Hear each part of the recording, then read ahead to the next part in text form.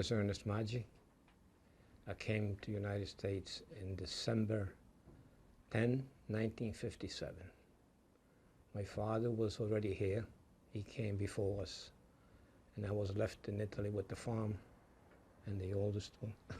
I used to take care of the cows and everything else. Then when we came, the first thing I did, they sent me to, I went to work. I had to go to school, but I wanted to go to work because all I wanted to know how to make money.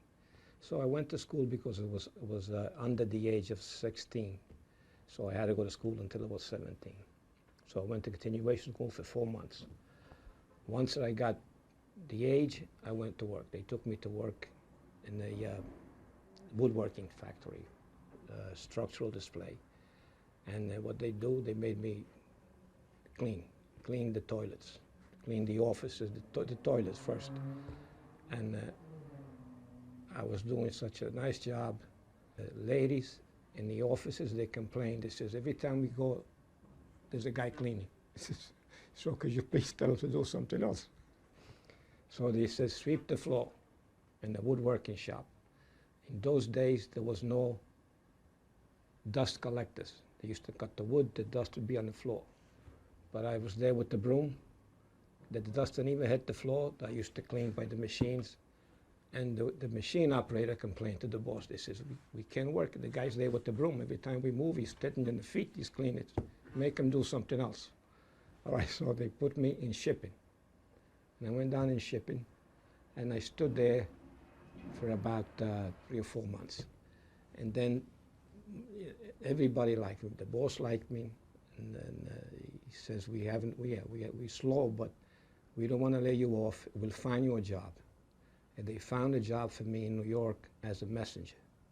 Used to ABC television. I used to deliver packaging for the public relation photograph of the shows they had on television.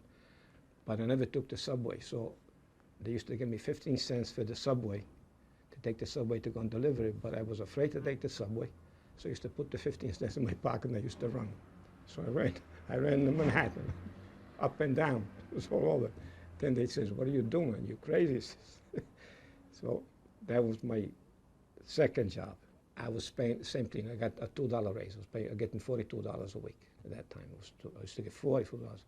Then I met somebody, and he goes to me, you know, you're a nice kid. He says, why don't you go back to school?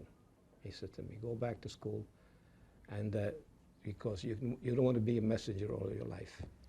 So I went home and I told my father, Pop, you know, I'm going to go back to school. And she said, no problem. She said, go back to school. Went back to school, and I went to register, because I was already 17 at that time. So when I went to register in September, I don't know, was the dean of the school, he said to me, it's too late. He says, you got to register for next year. Well, next year, since I'll be 18, I'm going to start high school at 18. So the teacher that I had when I was going to continuation school was in that office. And he says, I know, Mr. Maggi, you're religious.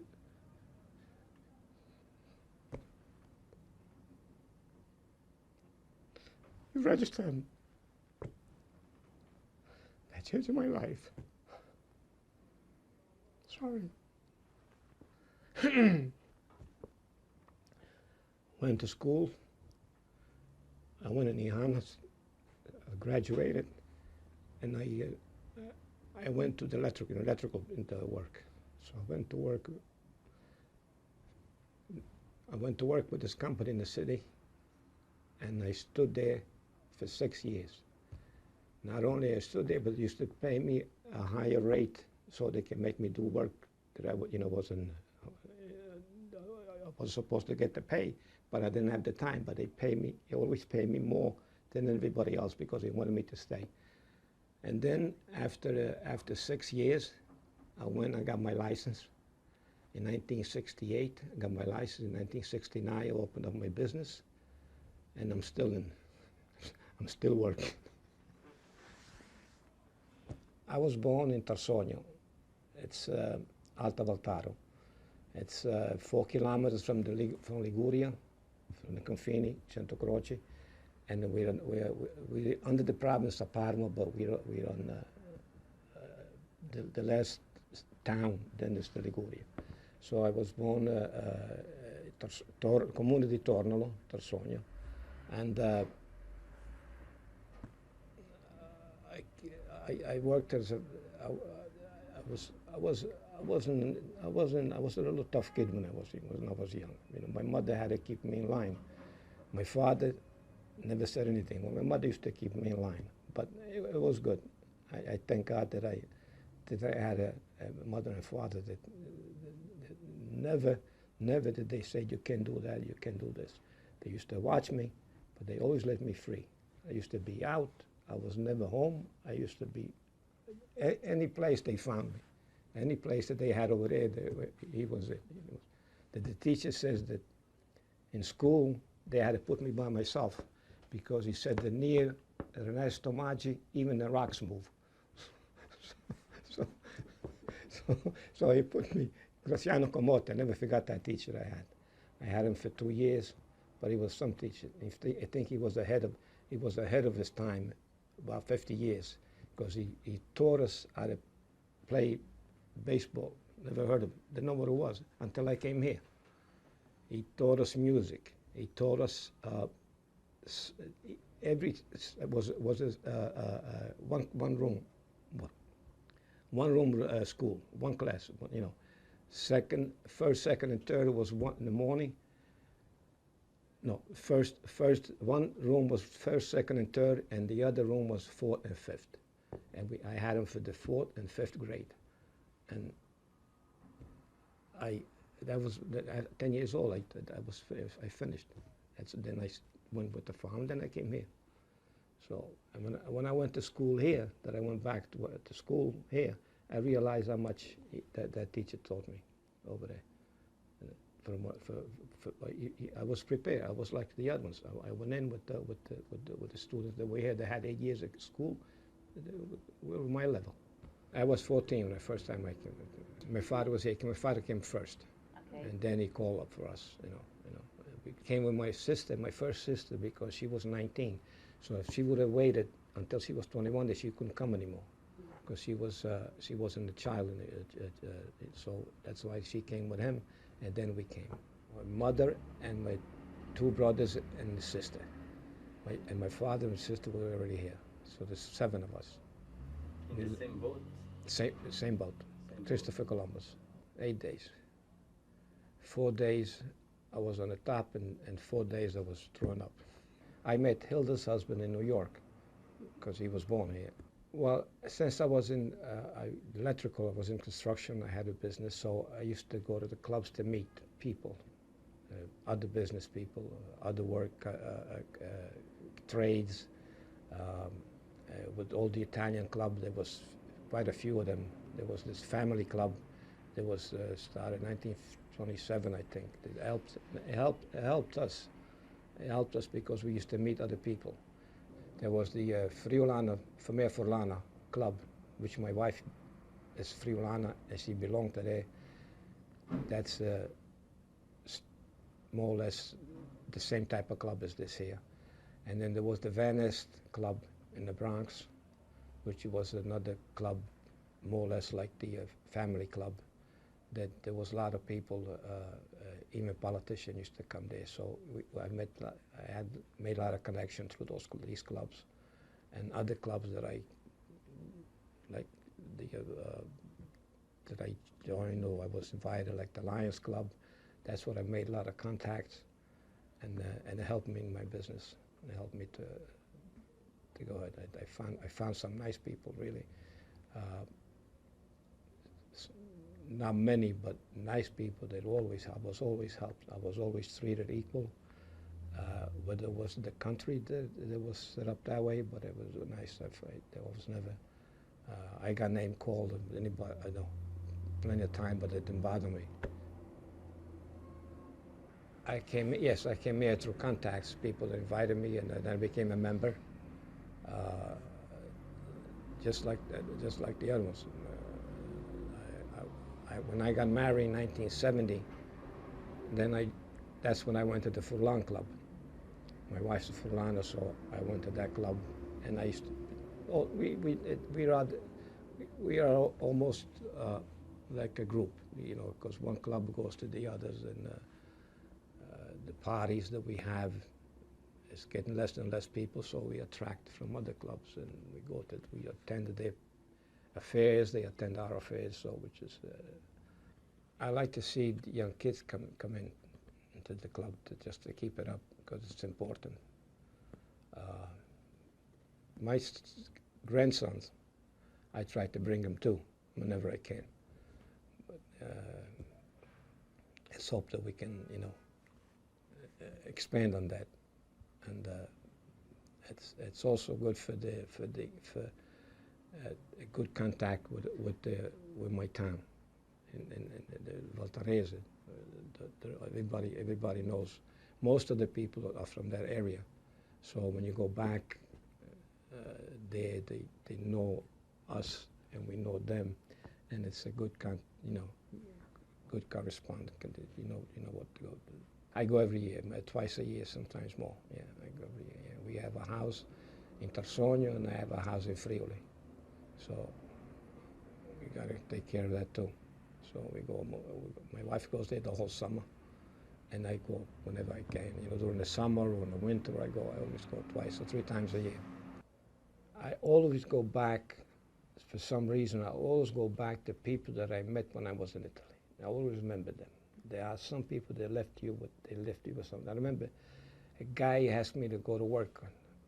We didn't have child labor in those days. You worked whatever you could, you know. So I went to cut wood with him for a week, maybe a little over a week. It was 500 lire a day he used to give us.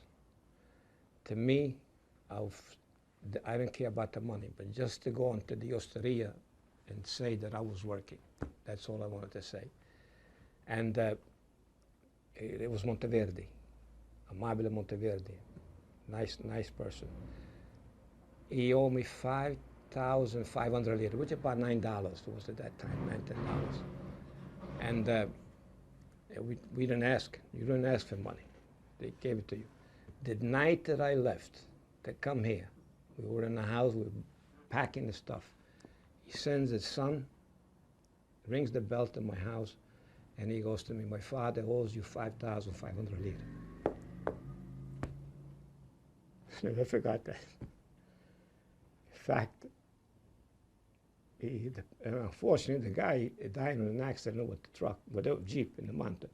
But every time I go back, I tell his son that night. I always remember that night. So, and not the people that they used to say things, but I used to pick it up. People that used to, even in politics, they used to say things that they true now. I used to listen to them, and I remember when I compare what they were saying and what's going on now. I see there were smart people in the, you know, I don't care what education they had. Somehow they were smart people. They knew what they were talking about, because they talking about things that is happening now. I never forgot. As I told you, I was always out. I was in the osteria. You know, I was under the tables. I was I kept listening to people. I was a good listener. I remember in 1956 when there was the Cold War, and they were talking about who's going to win, who's not going to win, who's going to win. And this guy, Ferrari, he says, it doesn't matter who wins. He says, what matters how you're going to control the people after you won. He says, because you can't, you know, and he was right. They win the war, but then they lose the battles, they lose the country, they lose it. And I can see it now, you know, going to a place, they win, but then this what's happening. You see what's happening in this world. I remember he mentioned it. He says, you can't keep people down. He says, people's got to do what they want, what they have. You leave them alone. He says, they make mistakes, but once you force them into something, he says, then you're not going to hold them. So, and I'm looking what's happening now around the world. Yeah, they win the battle. They win the war, but they lose the battle. You know, you lose it. So, better talking than fighting. We on the gara di briscola, yes, because I don't know how to play briscola. I don't know how to play the other games, but briscoe, like when somebody have the garo, then I come here. Yeah. Because that's all we used to play in Italy, briscoe. That's all I learned how to play. You have a lasso, which is the top, tre is the second, king, the cavallo, fante, and then you have the 7, 6, and the briscoe. And you play with a partner, and you have signal, not hand signal, but face signals. So he knows what you have, and you know what he has. You got to be careful nobody see what you're doing. Yeah, I have a son and a daughter. My son has two grandsons. One of them just started college, which got a scholarship from the Valtarese this April, and the other one's 14. So in 3 years we'll try again. And my daughter, she's not married. She's with us, and she got a job. That's it. Both of them, my sons speak Italian fluently. Yeah, because my wife, speak Italian with her, and both of them go there every summer. Until he got married. After he got married, my son didn't go there every summer, but he goes there every 2 years. So they're attached to the area, to the zone. A little bit more in Friuli because my wife's a Friulana, so but they come to Tarsogno. They love Tarsogno. When I was 12 years old, my mother took me to Borgotaro, and she started from one end of the town to the other end. Can you teach my son a trade? No. Can you teach my son a trade? No. Finally, at the last one, was the called Strinao, at the Ponte di San Rocco. There was a mechanic there. Then he looked at me and he goes, send them in. So I used to bicycle from Tarsogno, which is about 14, 15 kilometers, to Borgotaro, in the morning and back at night, to learn a trade. No money. They were just teaching me, so I wasn't getting any money. But I remember one day it was raining. The rain I got down was soaking wet. I got down there and the boss said to me, I think you're going to be a good mechanic to come to work with this weather. But that was it. And I stood there I was there about 4 or 5 months. And then somebody else saw me, another mechanic in Bedonia. And he says, what do you do? I said, I'm working over there, you know. He's teaching me. He says, what is he giving you? I says, nothing. You come with me. He said, I'll give you 1,000 lira a week. But you have to come on Sunday morning too. And I made my mind up right away. I was there the next week. And I also stayed there for about 4 or 5 months in Bedonia. But he used to give me something. I had something. And he used to feed me too. He used to take me home at his house at lunchtime, and we used to go and eat. That's when I tell my son that we used to start. He had a small car, Topolino, like a 500 an hour. So we used to drive it up the hill and then shut the motor off and glide down the hill. At the bottom, start the car again, go up the other side, get to his house, turn the car around, shut it off. And when we finish eating, get in the car, glide it down to the bottom, start the car. That's how we save gas. I love this country. I love this country. And everybody's been, I don't know, but somehow nobody ever, I've never been insulted on it. Things they always say, the word people say. But somehow I was in Italy, the experience I had, I don't know if it's, did you see that? They're no different. I had the original over there. I always go back to the things that were over there, you know, even with people the way they treated you, you know. So I just want to say for the young kids, to get the young kids, children's, talk to your parents, because someday you want to talk to them. Say, no, let me go. That's all.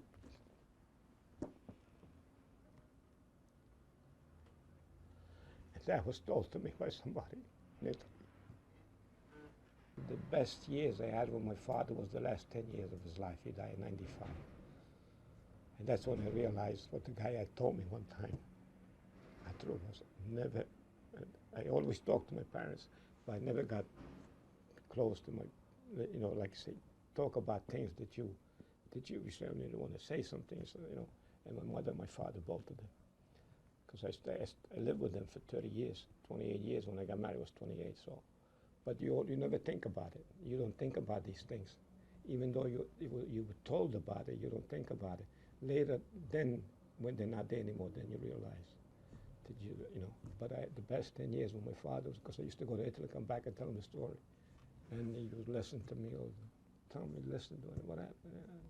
All his friends say, oh, your friend is not there anymore. Your friend is not. He says, yeah. He was born in 1909. He died 95, born in 96. So we were always a tight family, very tight family. There always, things in the family, but never not to talk to each other, not even for 2 days. And if we had an argument, before the argument was finished, that the peace was already made. So, and I tell my grandson too, I tell him. But when you're young, you don't listen. You don't hear these things. You realize later, But it was good advice that I had. So, my grandparents used to go there. With them, it was the same thing with me. I complained about the food over there. So the one time he says, my uncle, because there was over minestra every day. And I says, minestra every day. And he says to me, what do you have up there? Castañas, because we had the chestnuts. I said, what are you eating at your house? Castaña every day. He said, you're right.